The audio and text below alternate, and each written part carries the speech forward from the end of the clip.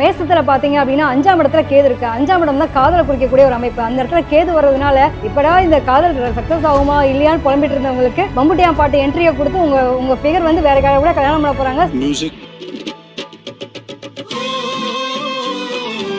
இந்த ராசினர் அடிக்கடி போய் என்ன பண்ணுவாங்கன்னா எதையாவது ஒரு விஷயத்துல சிக்கிட்டு தானும் சிக்கி மத்தவங்களையும் சிக்கி வச்சிருவாங்க. எங்க கொண்டு வந்து நிறுத்திக்கிற பாத்தியா? இல்லப்பா எங்க அப்பா சொன்னாரு, என்னோட குடும்பம் சொல்லுச்சேனா முடியல அப்படிங்கிற மாதிரி குமுதா பேச்செல்லாம் ஒரு மாதிரி இருக்குது. நம்மள கழட்டி விட்டு போறாங்கன்ற மாதிரி சூழலாமையெல்லாம் என்ன காரணம் அப்படின்னு பாத்தீங்கன்னா அந்த வாழ்க்கையை மற்றவங்களுக்காக நம்ம வாழ முடியாது. எவ்வளவு அடிச்சாலும் தாங்குறான்டான்னு சொல்லிட்டு அடிமட்டு வாங்கிட்டு இருக்க முடியுமா? எதையும் தாங்கக்கூடிய இதயம் உங்ககிட்ட இருக்குடா. மேஷராசி என்பர்கள், நிறைய மேஷராசி என்பர்கள் கடனுக்காக திரிஞ்சிட்டு இருக்கிறாங்க. ரொம்ப கவனமாக இருக்கணும். பார்த்திபன் வடிவேல ஆடு கடா வெட்டி கொண்டு போற மாதிரி மேஷராசி என்பர்கள் எதிர்பார்த்துட்டு இருக்கிறாங்க. யாராவது நம்மளுக்கு சிக்க மாட்டாங்களா அப்படின்னு எதிர்பார்த்துட்டு இருக்கிறாங்க. ரொம்ப கவனமாக இருங்க. அஸ்ட்ரோ தமிழ் அன்பு நேயர்களுக்கு வணக்கம். ஸோ இன்னைக்கு இந்த சினிமா ஜோதிடம் எபிசோட் 2ல் பங்கேற்க வந்திருக்கும் சிறப்பு ஜோதிடர்களை முதல்ல வரவேற்றலாம். காதல் ஜோதிடர் ஈஸ்வரி அவர்கள், பிரசன்ன ஜோதிடர் டாக்டர் ஜெயம் ஜெயஸ்ரீ அவர்கள், திருவருள் மீனாட்சி வெங்கடேசன் அவர்கள், ஆன்மீக ஜோதிடர் டாக்டர் பூர்ணா அவர்கள். ஈஸ்வரி மேடம், இந்த 2026 யாரோட கேர்ள் ஃப்ரெண்ட்ஸ் எல்லாம் மலையூர் மம்புட்டியான் பாட்டுக்கு டான்ஸ் ஆட போகிறாங்க? அதாவது இந்த மம்புட்டியான ஒரு பாட்டு வந்து பயங்கர வைரல் ஆகிட்டு இருக்கு. இப்போ இருக்க ட்ரெண்டிங் மாதிரி பயங்கரமாக போயிட்டு இருக்கு இளைஞர்கள் மத்தியில். எங்கடா ஏன் லவர் எது விட்டுட்டு போயிட போகிறாளோ அப்படின்ற அளவுக்கு பயம் பல பேருக்கு உண்டு. அந்த பாட்டை போட்டு டான்ஸ் ஆடாமல் இருந்தால் சரி அப்படின்ற மாதிரி. ஸோ அதில் ஃபஸ்ட்டு பார்க்குறோம் அப்படின்னா மேச ராசிக்காரங்க. இதுக்கு எடுத்துக்காட்டு எடுத்துட்டோம் அப்படின்னா மேச ராசிக்காரங்களை பொறுத்த வரைக்கும் நம்ம டூரிஸ்ட் ஃபேமிலின்னு ஒரு படம் பார்த்துருப்போம். அதில் வந்து அந்த பையன் ரொம்ப ஃபீல் பண்ணி எமோஷ்னலாக ஐயோ எனக்கு வந்து எப்பா என்னை லவருக்கு வந்து விட்டுட்டு போயிட்டாப்பான்ற அளவுக்கு ஃபீல் பண்ணிட்டு இருப்பான். கடைசியில் அவங்க தம்பி அந்த ஒரு பாட்டை போட்டு டான்ஸ் ஆடி லவரை பற்றி ஃபீல் பண்ணலான்னு சொல்லுவான். லாஸ்ட்டில் பார்த்தா அந்த பொண்ணே பாட்டை போட்டு ஆடிட்டு இருக்கும். அந்த மாதிரியான ஒரு தன்மை யாருக்கு இருக்க போகுதுன்னா மேச ராசியில் பிறந்தவங்களுக்கு இருக்க போது. ஸோ கவனமாக இருங்க. மேசத்தில் பார்த்தீங்க அப்படின்னா 5ஆம் இடத்துல கேது இருக்கு. 5ஆம் இடம் தான் காதலை குறிக்கக்கூடிய ஒரு அமைப்பு. அந்த இடத்துல கேது வர்றதுனால இப்படா இந்த காதல் சக்ஸஸ் ஆகுமா இல்லையான்னு புலம்பிட்டு இருந்தவங்களுக்கு மம்புட்டியான் பாட்டு என்ட்ரியை கொடுத்து உங்க ஃபிகர் வந்து வேற கூட கல்யாணம் பண்ண போறாங்க. ஸோ கவனமா இருங்க. அடுத்ததா பார்த்தோம் அப்படின்னா மீனராசியில பாத்தீங்கன்னா சுக்கரன் தான் உச்சமடைகிறாரு. எங்கடா என் லவர் வந்து எனக்குலாம் துரோகமே பண்ண மாட்டா, கண்டிப்பா என்னன்னாலும் சரி அடிச்சு பிடிச்சி மல்லுக்கட்டு எனக்காக காத்திருப்பான்னு நினைச்சிட்டு இருந்திருப்போம். கரெக்டா பாத்தீங்கன்னா இல்லப்பா எங்க அப்பா சொன்னாரு, என்னோட குடும்பம் சொல்லுச்சேனா முடியல அப்படிங்கிற மாதிரி ஒரு மம்புட்டியான் பாட்டை போட்டு ஆடிட்டு லாஸ்ட்டில் வந்து நம்மளை கழட்டி விட்டு போகிறாங்கன்ற மாதிரி சூழ்நிலைமையெல்லாம் என்ன காரணம் அப்படின்னு பார்த்தீங்கன்னா இவங்களுடைய நேர் 7ஆம் பாவகத்தில் பார்த்தீங்கன்னா சுக்கரன் நீச்சம் அடையக்கூடிய இடம். ஸோ அதனால் திருமணம் சார்ந்த விஷயத்தை முடிவெடுக்கும் போது கடைசி வரைக்கும் எனக்கு தாண்டான்னு சொன்னா மச்சான், கடைசியில் கழட்டி விட்டு போனா மச்சான்ற மாதிரி சொல்லக்கூடிய அமைப்பு யாருக்கு இருக்கும் அப்படின்னா மீனத்தில் பிறந்தவங்களுக்கு கவனமாக இருங்க. அடுத்தா பார்த்தோம் அப்படின்னா கும்பராசியில் பார்த்தீங்க அப்படின்னா இது ராசியிலே வந்து ராகு இருக்காரு. இவங்களுடைய ராகு பார்த்தீங்க அப்படின்னா விடாது கடுப்பு அப்படின்றது மாதிரி இந்த பொண்ணு நம்மளை விட்டுட்டு போகாதுன்ற நம்பிக்கையை கொடுத்து கடைசி நிமிஷத்தில் கழட்டி விட்டு போகிற மாதிரி. என்னடா இத்தனை நாள் என் கூட தானே சுற்றிட்டு இருந்தா, திடீர்னு பார்த்தீங்கன்னா இன்னொருத்தரோட பைக்கில் போகிறேன் என்னடின்னு கேட்டேன், லாஸ்ட்டில் உன்னையும் எனக்கு செட் ஆக மாட்டேன்ற மாதிரி கழட்டி விட்டு போகிற மாதிரி ஆயிடுச்சு அப்படிங்கிற அளவுக்கு வரக்கூடிய தன்மையும் இருக்கும். அதனால் ரொம்ப கவனமாக இருங்க. இவங்களும் வந்து மம்புட்டியான் பாட்டு போட்டு ஆடக்கூடிய நிலையை உங்கள் ஃப்ரெண்டு கூடயே வந்து ஆடக்கூடிய நிலையெல்லாம் வரலாம். ஸோ கவனம். ஜெயம் ஜெயஸ்ரீ மேடம், இந்த 2026 போர்டு ஆடினா போர்டு மட்டும்தான் ஆடணும்னா அவங்களோட வேலையை மட்டும் பார்க்க வேண்டிய ராசிகள்னா யார் யார்? ஓகேம்மா, வித்தியாசமாக கேள்வி கேட்குறீங்க. சரிங்களா? அதில் நான் ஃபஸ்ட்டு வந்து துலா ராசி எடுத்திருக்கேன். துலா வந்து 7ஆம் இடம். சரிங்களா? 2க்கும் 7க்கும் ஒரு ராசி அப்படின்னு வச்சுக்கோம். இந்த ராசினர் அடிக்கடி போய் என்ன பண்ணுவாங்கன்னா எதையாவது ஒரு விஷயத்தில் சிக்கிட்டு தானும் சிக்கி மற்றவங்களையும் சிக்கி வச்சுருவாங்க. ஓகேங்களா? அப்போது இந்த ராசினர் எப்போவுமே பார்த்திங்கன்னா தனக்குத்தானே சுனியும் வச்சுக்கிறது. நம்ம கை காசு போட்டு ஏதாவது ஒரு பிரச்சனைகளை மாட்டி அவங்களுக்கும் செஞ்சு தானும் நஷ்டம் அடையக்கூடிய ஒரு ராசி இந்த ராசி. ஆனால் இதில் எப்படி இருந்தாலும் தப்பிக்கக்கூடிய ஒரு அமைப்பு இருக்குது. இந்த 2026 இந்த வருஷம் எல்லாத்துலேருந்து தப்பிச்சு தானுண்டு தன் வேலை உண்டு அப்படிங்கக்கூடிய ஒரு கான்செப்டில் இவங்க வந்துடுவாங்க. அடுத்ததான் நம்ம மிதுனம் வந்து நிறைய காதலுக்கு போய் உள்ள சப்போர்ட் பண்ணி தான் உண்டு தான் வேலை உண்டுன்னு இல்லாமல் ஏதோ ஒன்றுக்காக போய் சப்போர்ட் பண்ணி தானே மாட்டிக்கிறது. சரிங்களா? இதில் வந்து நிறைய விஷயங்கள் இந்த மிதுனத்துக்கு இருக்குது. அதுக்கப்புறம் பார்த்திங்கன்னா இந்த 2026 எல்லாம் அடங்கிருச்சுப்பா, என் ஆட்டமெல்லாம் அடங்கிருச்சுன்னு சொன்ன மாதிரி சில ஆட்டங்கள்லாம் அடங்கி இப்போ தான் உண்டு தன் வேலை உண்டு தன் குடும்பம் உண்டு தன் தொழில் உண்டு அப்படிங்கக்கூடிய இருக்கிற ராசி இந்த 2026 அற்புதமாக ஒரு நல்ல மாற்றம் வந்து இந்த மிதுன ராசிக்கு உண்டு. இந்த 2026 இந்த மிதுன ராசி வந்து இது நாள் வரைக்கும் நம்ம எதோ சிக்கிட்டோம், இப்போ தான் உண்டு தன் வேலை உண்டு அப்படின்னு பார்த்துக்கிட்டு அமைதியாக அவங்களோட வேலையை மட்டும் பார்த்துக்கிட்டு இருந்தீங்கன்னா உங்களுக்கு தப்பிக்கக்கூடிய யோகமும் இருக்குது, அதிர்ஷ்டமும் ஒரு இல்லை அப்படின்னா அவ்வளவுதான். கடகம் ரொம்ப நல்லா சொல்லணும் அப்படின்னா இந்த கடகம் வந்து அலைப்பாயக்கூடிய ஒரு எண்ணம். சரிங்களா? இக்கரைக்கு அக்கறை பச்சை அப்படின்னு கேள்விப்பட்டிருக்கீங்கன்னு நினைக்கிறேன். இங்கேருந்து அங்கே போகணும்னு தோணும், அங்கேருந்து எங்கே போகணும்னு தோணும். இது பெட்டரா அது பெட்டரா இப்படி அலைப்பாஞ்சிக்கிட்டே இருப்பீங்க.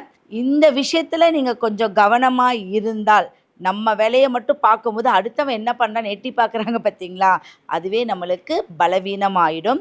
இந்த பலவீனத்துலேருந்து தப்பிக்கணும்னா தான் வேலை உண்டு அப்படின்னு நீங்கள் பார்த்துக்கிட்டிங்கன்னா நல்ல ஒரு அமைப்பு. ஏன் அப்படின்னா தனஸ்தானத்தில் இருக்கீங்க, குருவுக்கு தனஸ்தானத்தில் இருக்கும்போது உங்களுக்கு பணவரவு பேர் புகழ் கண்டிப்பாக நிச்சயம் இந்த வருடம் 2026 உண்டு. மகர ராசி, மகரம் அப்படிங்கிறது வந்து குரு அமைப்புக்கு 8ல் இருக்கீங்க. அப்போது 8னா ஏதாவது ஒரு பிரச்சனையில் இப்போ உன் போர்டை நீ ஆடுப்பா, மற்றவனுடைய போர்டை நீ ஆடாத. அதுக்கு பார்த்தீங்கன்னா ஜெயம் ரவியும் பிரகாஷ் ராஜ் என்னுடைய கை உன்னோட கைக்குள்ளே தான்ப்பா நான் எப்பவும் இருக்கேன் அப்படின்னு சொல்லுவாங்களா. அப்போ அந்த கை விட்டு போய் நீங்கள் ஒரு விஷயத்த உங்கள் விஷயத்த நீங்கள் பார்க்கும்போது என்ன ஆகும்னா முன்னேற்றம் முயற்சி செய்தால் அற்புதமாக ஜெயிக்கக்கூடிய ஒரு வருடம் இந்த 2026. கன்னி ராசி வந்து எப்பவுமே தான் வேலை உண்டு தான் உண்டுன்னு தான் இருக்கும், அதில் எந்த மாற்றமே கிடையாது. அப்படி மீறி ஏதாவது அவங்க இப்படி எட்டி பார்த்தாங்கன்னா அங்கே பிரச்சனை தான் நடக்கும். சரிங்களா? அதில் நீங்கள் கவனமாக இருக்கணும். அப்போ என்ன அர்த்தம் அப்படின்னா, நம்ம வேலையில் இருந்தோம், நம்ம செயல்படுத்துகிற விஷயத்தில் இருந்தோம், மற்ற குடும்பத்தோடைய பிரச்சனை தான் ஏற்றுக்கிட்டா நீங்கள் மட்டும்தான் கெட்ட பேர் வாங்குவீங்க, மற்றவங்க எல்லாருமே தப்பிச்சிருவாங்க. அதில் மிக மிக கவனமாக இருக்கிறீங்க. ஏன் அப்படின்னா அங்கே நோய் எதிரி கடன் தொல்லைங்கிற ஒரு கான்செப்ட் இருக்குது. ஆனால் எப்படி சமாளிப்பீங்க? ஆனால் கெட்ட பேர் தானே. அது இந்த 2026ஆம் ஆண்டு நீங்கள் கவனமாக இருந்தீங்க அப்படின்னா இந்த காலம் அற்புதமான ஒரு காலம். மீனாட்சி மேடம், இந்த 2026 லைஃபே தொலைச்சிட்டியடா அப்படின்னு சொல்லக்கூடிய ராசிகள் யார் யார்? செம ட்விஸ்ட்டுமா 2026. அதாவது ராசி மிதுனத்தில் பிறக்கிறவங்க எப்போவுமே கவனமாக இருக்கணும். நீங்கள் யாருடைய இதுக்கும் தலையீடு பண்ணக்கூடாது. ஏன்னா லைஃப் வந்து பார்த்திங்கன்னு வச்சுக்கோங்க, வாழ்க்கை ஒரு முறை தான் நம்ம வாழ்கிறோம். அந்த வாழ்க்கையை மற்றவங்களுக்காக நம்ம வாழ முடியாது. சரிங்களா? எவ்வளோ அடித்தாலும் தாங்குறாண்டான்னு சொல்லிட்டு அடிமட்டு வாங்கிட்டு இருக்க முடியுமா? அந்த மாதிரி தான் இந்த மிதுன ராசிக்காரங்க வந்து பார்த்திங்க அப்படின்னா, மற்றவங்க பிரச்சனை எப்போவுமே கேட்காதீங்க. மற்றவங்க பிரச்சனையை கேட்டீங்க அப்படின்னா உங்கள் லைஃப் அங்கே உங்களுக்கு நீங்களே செக் வச்சுக்கிற மாதிரி கவனமாக இருங்க. அடுத்து கன்னி.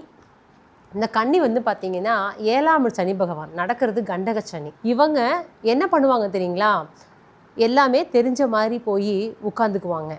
எதுவுமே ஆனால் தெரியாத விஷயத்தையும் தெரியும் சொல்லக்கூடிய விஷயத்தில் புதன் தாங்க முன்னோடி. அப்போ என்னென்னா கற்றுக்கலான்னு நினைப்பாங்க, ஆனால் அதுலேயும் பிரச்சனை தான் தேடி வரும்.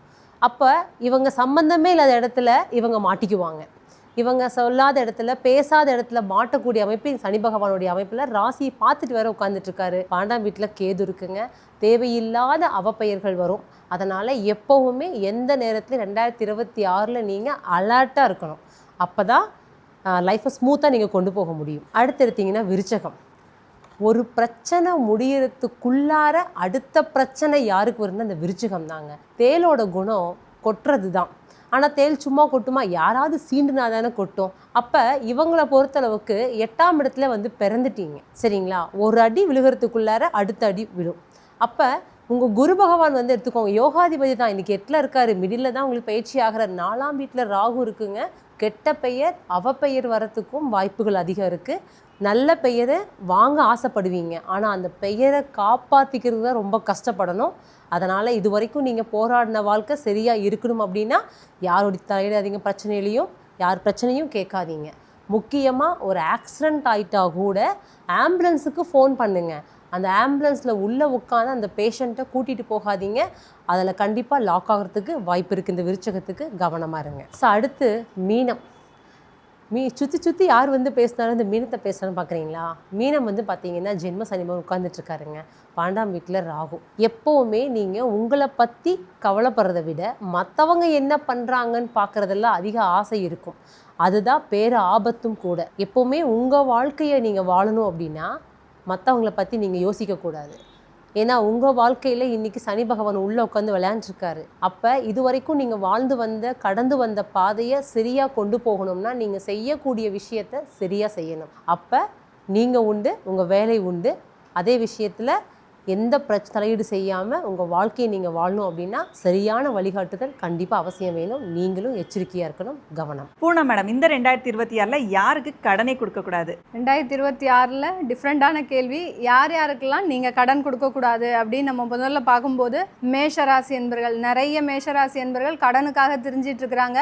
ரொம்ப கவனமாக இருக்கணும். பார்த்திபன் வடிவேல ஆடு கடா வெட்டி கொண்டு போகிற மாதிரி மேஷராசி என்பர்கள் எதிர்பார்த்துட்டு இருக்கிறாங்க. யாராவது நம்மளுக்கு சிக்க மாட்டாங்களா அப்படின்னு எதிர்பார்த்துட்டு இருக்கிறாங்க. ரொம்ப கவனமாக இருங்க. மேஷராசி என்பர்களுக்கு நீங்கள் கடன் கொடுக்கவே கூடாது. அடுத்து நம்ம சிம்ம ராசி என்பர்கள். சிம்ம ராசி என்பர்களை பொறுத்த மட்டுக்கும் பார்த்திங்கன்னா, இவர்கள் பெரிய டாஸ்க் வச்சுருக்கிறாங்க. ஒரு ரிஸ்கான டாஸ்க்லாம் நிறைய வச்சுருக்கிறாங்க. அதுக்கு ஒரு ஜாமீன் கையெழுத்துலாம் கேட்குறதுக்கு உறவினர்களையோ இல்லை தன்னுடைய நண்பர்களையோ தான் பலிகடா ஆக்கணும் அப்படின்ற மாதிரியாக எதிர்பார்த்துட்டு இருக்கிறாங்க. இந்த டாஸ்கில் போய் நீங்கள் சிக்கினீங்க அப்படின்னா மிகப்பெரிய அளவுக்கு உங்களுக்கு வாழ்க்கையில் சட்ட சிக்கலாக ஆகி போயிடும். அதனால் கோர்ட்டு கேஸ் வம்பு வழக்குன்னு சிம்மராசிக்காரங்களுக்கு யார் யாரெல்லாம் கடன் கொடுக்குறீங்களோ நீங்கள் அனுபவிக்க வேண்டிய ஒரு அமைப்பாக தான் இருக்க போகுது. அடுத்து நம்ம ராசியில் 12 ராசியில் கும்பராசி அன்பர்கள் கொஞ்சம் நிதானம் தவறி இருக்கிறாங்க. இப்போதைக்கு அவங்க கிட்ட போய் கடன் கொடுத்தீங்க அப்படின்னா நீ யாரு அப்படின்னு கேட்கக்கூடிய ஒரு அமைப்பில் தான் இருக்கிறாங்க. அதனால கும்பராசி என்பர்கள் யாராவது வராங்க வீட்டுக்கு அப்படி இருந்தானா, நீ நல்லா இருக்கிறியா, நான் நல்லா இருக்கிறேன், அந்த மாதிரி மின்சாரம் சம்சாரம் அது மின்சாரத்தில் கேட்குற மாதிரி லக்ஷ்மி கேப்பால்ல கடைசி டைலாக்ல, நீ நல்லா இருக்கிறியா, நான் நல்லா இருக்கிறேன், இதோட நிப்பாட்டிக்கணும். நீ அந்த கோட்டை தாண்டி வரக்கூடாது, நான் அந்த கோட்டை தாண்டி வரக்கூடாது அப்படின்னு சொல்ற மாதிரி இந்த கும்பராசி என்பர்கள் கிட்ட ரொம்ப கவனமா இருங்க. ஏன்னா அவங்க தன்னிலை மறந்து செயல்பட்டு இருக்கிறாங்க அந்த ராகு சந்திரன் மீது பயணிக்கிறதுனால. அடுத்து லாஸ்ட் பட் நாட் நம்ம ஆளு மீனராசி என்பர்கள் உங்ககிட்ட கடன் வாங்கிட்டு நிறைய அட்வைஸ் பண்ணுவாங்க. கொஞ்சம் நெஞ்ச அட்வைஸ் கிடையாது. நம்ம விவேக் சார் ஒவ்வொரு படத்துலையும் எவ்வளோ அழகாக அட்வைஸ் பண்ணுறாரோ, அதாவது ஒவ்வொரு தத்துவமாக சொல்வார். இவங்க என்ன பண்ணுவாங்க அப்படின்னா, கடனையும் வாங்கிட்டு நமக்கு அட்வைஸும் கொடுத்துட்டு கடன் கொடுக்காத மாதிரியே ரியாக்ஷன் பண்ணிட்டு போயிடுவாங்க. அதனால இவர்கள்கிட்ட நீங்கள் கடன் கொடுக்கறதோ வாங்குறதோ இல்லை, இவர்கள்கிட்ட ஒரு பத்திரப்பதிவு ஆஃபீஸ்க்கு கூட நீங்கள் இப்போ ஜென்ரலாக ஒரு ஃப்ரெண்ட்ஷிப்பாக போனீங்க அப்படின்னா உங்களை நடு ரோட்டில் இழுத்து கூட்டு வந்து விட்டுட்டு போயிடுவாங்க. ஏன்னா ஜென்மசனி, இவர்கள் ரொம்ப நேர்மையானவர்கள், அவர்களை நம்ம தப்புன்னு சொல்ல முடியாது. இவர்களினுடைய ஜென்மசனி அந்த அளவுக்கு இவர்களுக்கு மிக பெரிய அளவுக்கு எதிரியாக வேலை செய்யும். அதனால உங்களுடைய ஃப்ரெண்ட்ஷிப்போ உங்களுடைய உறவுகளோ நீடிக்கணும் அப்படின்னு நினச்சிங்கன்னா இவங்க கிட்ட ஓப்பனாக போய் சொல்லிடுங்க, என்கிட்ட எதுவுமே இல்லை. அதாவது வடிவேல் பேக்கெட் எடுத்து காமிப்பல ஒன்றும் இல்லை அப்படின்ற மாதிரி அந்த மாதிரி சொல்லிட்டே போங்க. உங்களுடைய வாழ்க்கை 2026 மிகப்பெரிய ஒரு வெற்றியாக இருக்க போகுது. ரொம்பவே இன்ட்ரெஸ்டிங்காக இந்த சினிமா ஜோதிடம் எபிசோட் 2 வந்து இருந்தது. இதே மாதிரி இன்ட்ரெஸ்டிங்காக அடுத்தடுத்த பதிவுகள் பார்க்க நம்ம அஸ்ட்ரோ தமிழா சேனலை ஃபாலோ பண்ணிக்கோங்க. ஸோ இதே மாதிரி அடுத்த சினிமா ஜோதிடம் எபிசோடில் என்ன மாதிரியான சினிமா டயலாக்ஸாக கொஷன்ஸாக கேட்கலாம் அப்படிங்கிறத கமெண்ட் பாக்ஸில் கமெண்ட் பண்ணுங்கள்.